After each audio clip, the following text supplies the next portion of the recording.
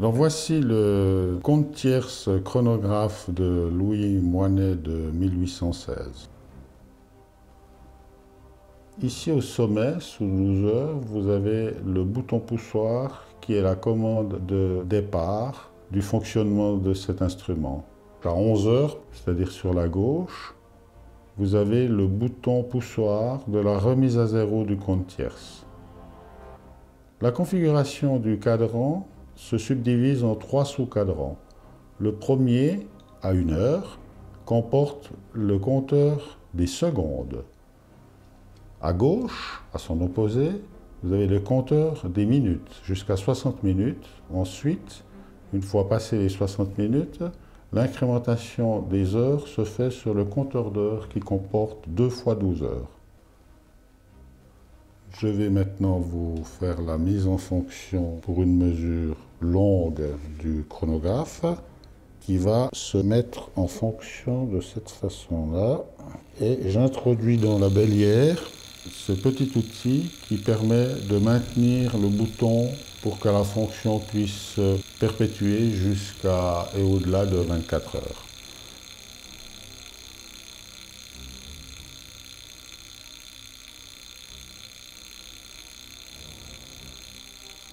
Voici la procédure pour arrêter une mesure de temps long. Donc ici, on pourrait, dans le cadre d'une observation astronomique, venir lire les heures qui ont été comptabilisées d'un passage d'un astre à l'autre, les minutes, les secondes et le 60e de la seconde. Après inscription, on peut procéder à la remise à zéro de l'instrument. Donc tout simplement par la remise à zéro de la tierce. Donc l'instrument est prêt pour une nouvelle opération.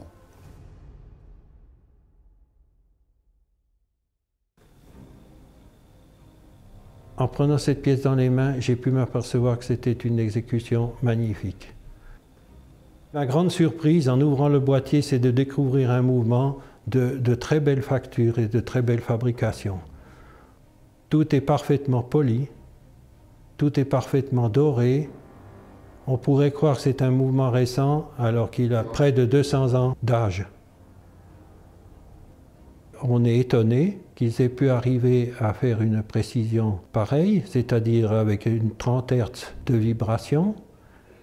Il a exécuté ça par un balancier à bras, 2 masses en platine qui permettent de faire un réglage très fin, ainsi qu'une raquetterie qui peut compléter le réglage. Il a conçu un échappement avec une tuile en saphir qui permet d'avoir un déroulement très précis.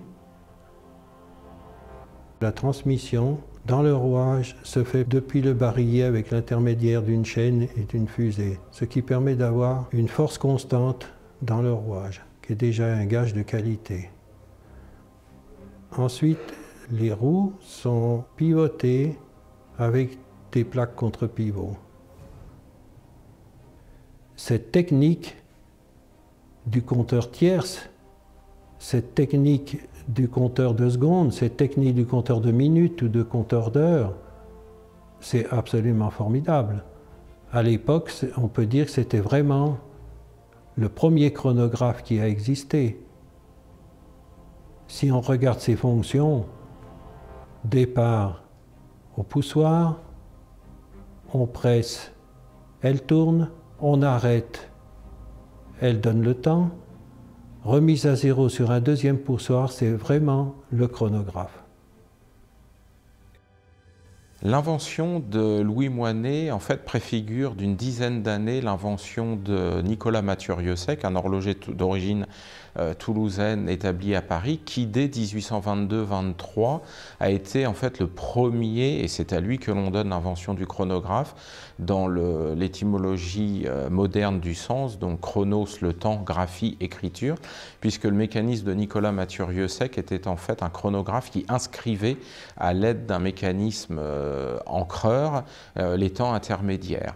Donc on a également donc, toute une polémique avec le fils d'Abraham Louis Breguet à la même époque, avec un système similaire déposé, breveté en Angleterre par un dénommé Faton, qui était élève de Breguet.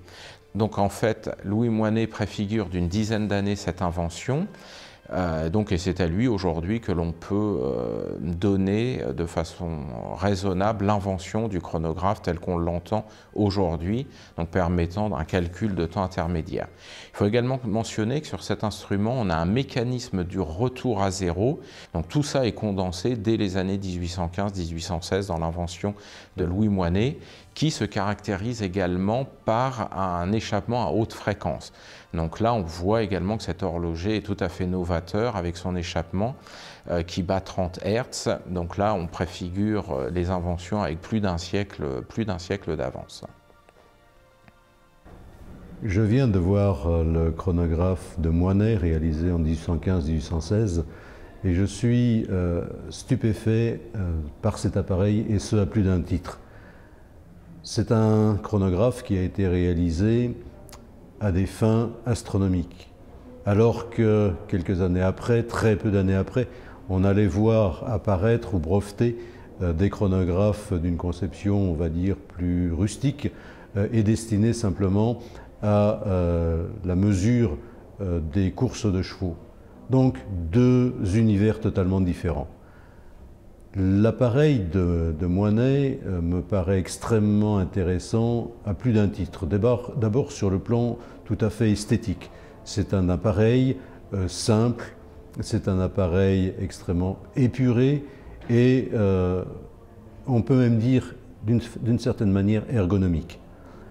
Les cadrans sont parfaits, ils sont extrêmement bien positionnés, extrêmement bien réalisés, et ceci dans un but de lisibilité parfaite. Encore une fois, on s'adresse à des besoins d'astronomes. Et puis, sur le plan technique, il faut bien réaliser que pour la première fois, à ma connaissance, nous avons la mesure du 60e de seconde d'une manière totalement mécanique. Et à titre de comparaison, il faudra attendre plus d'un siècle pour avoir à peu près la même chose, c'est-à-dire un chronographe qui va mesurer d'une manière mécanique le centième de seconde. Autre point extraordinaire, c'est cette possibilité de remise à zéro automatique par pression sur un poussoir. Et les historiens ont l'habitude d'entendre parler des années 1844 ou des années 1862 pour avoir cette fonction de remise à zéro d'une manière automatique. Et puis quand on regarde la finition, quand on regarde les astuces qui ont été utilisées pour construire le mécanisme, pour le disposer mais d'une manière horlogère extrêmement élégante, eh bien on s'aperçoit qu'on a en face de nous un appareil très élaboré, réalisé incontestablement par un très grand maître de l'horlogerie. Si on admet aujourd'hui que Louis Moinet n'est pas forcément un personnage très connu, ça mérite quand même de rappeler que dans la présentation de ce conte tierce datant de 1816, il est tellement inventeur et avant-gardiste par la même occasion qu'on pourrait même dire, avec des termes peut-être un peu contemporains et urbains aujourd'hui, il a bluffé tout le monde. Parce qu'il avait pris une avance pratiquement d'un siècle pour que toutes ces inventions portées dans cet objet de 1816 soient recouvertes et réalisées par d'autres fabricants et établisseurs qui fabriquaient et commercialisaient de l'horlogerie dans les 100 années qui ont suivi cet objet. Et cet objet était, comme chacun a pu le constater, à travers les experts qui se sont prononcés et des personnes qui ont été sollicitées à l'expertise de cet objet, ont tous, sans aucune ambiguïté, affirmé haut et fort que ceci est véritablement un véritable chronographe, qui en plus possédait à l'intérieur de ses caractéristiques propres des dimensions inconnues jusqu'alors. Je vais parler des 30 Hz, 216 000 amplitudes à l'heure, Je veux parler du système de remise à zéro. Je veux parler de la subdivision des espaces de temps, que ce soit les secondes, les minutes et les heures, sous des compteurs différents. Donc tout ça est une preuve évidente et irréfutable qu'il était un inventeur ingénieux et ingénieur, artiste et artisan. Louis Monnet était cette personne.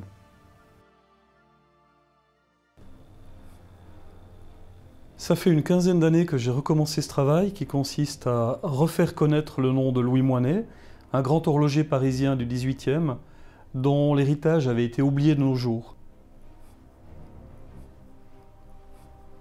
Quand on a recommencé, on n'avait pas grand-chose dans les mains.